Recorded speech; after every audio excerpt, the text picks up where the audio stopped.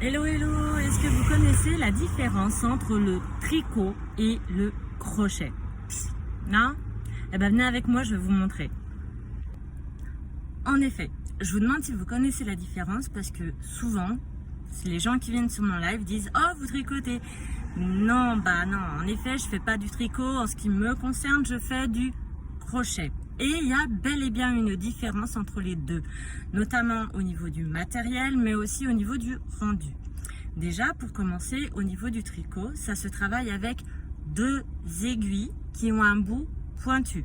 En tout cas, en général. Je vous expliquerai les quelques spécificités que je connais après. Mais voilà, le tricot, c'est deux aiguilles un petit peu longues qui font environ 40-50 cm à bout pointu, comme la photo qui arrive.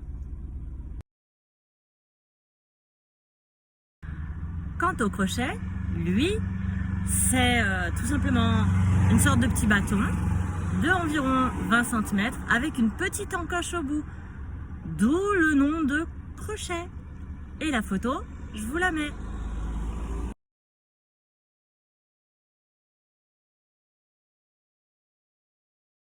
Alors, déjà, vous avez vu, il y a en effet une différence au niveau du matériel. Pour le tricot, un petit mémo technique qui peut paraître débile, mais qui peut vous permettre de faire la différence. Tricot, 3, vous retenez, il faut en effet 3 choses. Une aiguille, plus une aiguille, ça fait 2, plus la laine. Alors qu'au crochet, il vous faut 2 choses, le crochet et la laine. Donc si vous me voyez avec seulement un matériel, donc c'est-à-dire un petit bâton plus la laine, c'est du crochet.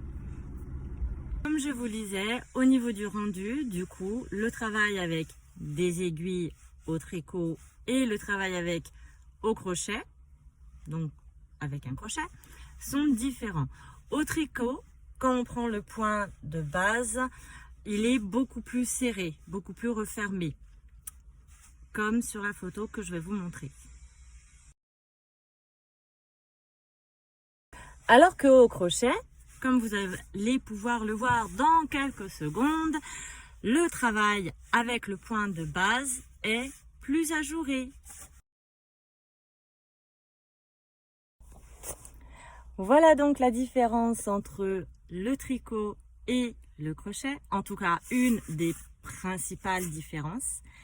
Il est probable que je vous fasse d'autres vidéos sur les différents matériaux dans lesquels vous pouvez trouver des crochets, un petit peu sur l'histoire aussi du crochet, et je vais aussi reprendre dans les semaines à venir les points de base du crochet à destination vraiment des débutants et de ceux qui veulent apprendre le crochet. Je vous dis donc à très bientôt. N'hésitez pas à vous abonner pour avoir plus facilement des vues sur la totalité de mes vidéos. Et à très vite. Mouah.